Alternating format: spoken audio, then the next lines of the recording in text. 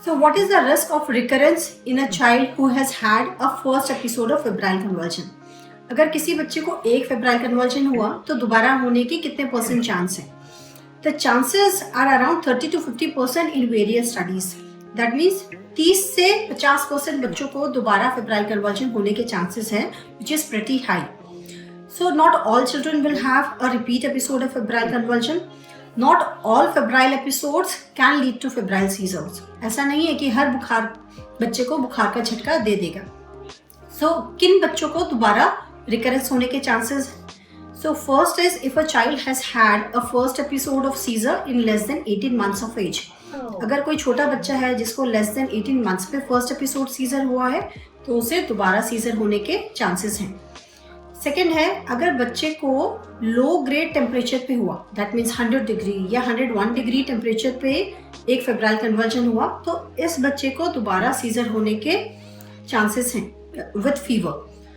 Third is कि अगर duration of fever कम है, दैट मीन्स कि duration of fever and seizure, fever 9 बजे हुआ और झटके 10 बजे हुए, so that means just 1 hour का difference compared to a child जिसको 9 बजे फीवर हुआ और शाम को 4 बजे सीजर हुआ. सो that means duration in second case में 7 आवर्स का था. फर्स्ट केस में जिसमें ड्यूरेशन सिर्फ 1 आवर का था, इसमें कई बार फीवर अननोटिस रह जाता है and parents do not understand कि बच्चे को फीवर भी हुआ है. इन केसेस में सीजर रिस्क का रिकरेंस ज़्यादा होता है.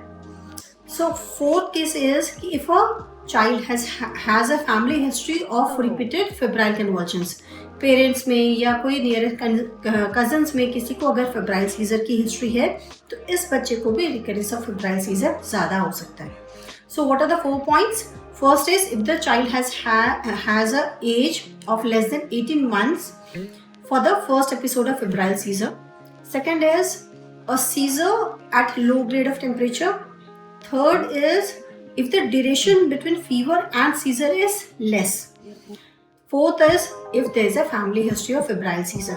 So in conditions में इन बच्चों को दोबारा febrile seizure होने के chances ज़्यादा हैं.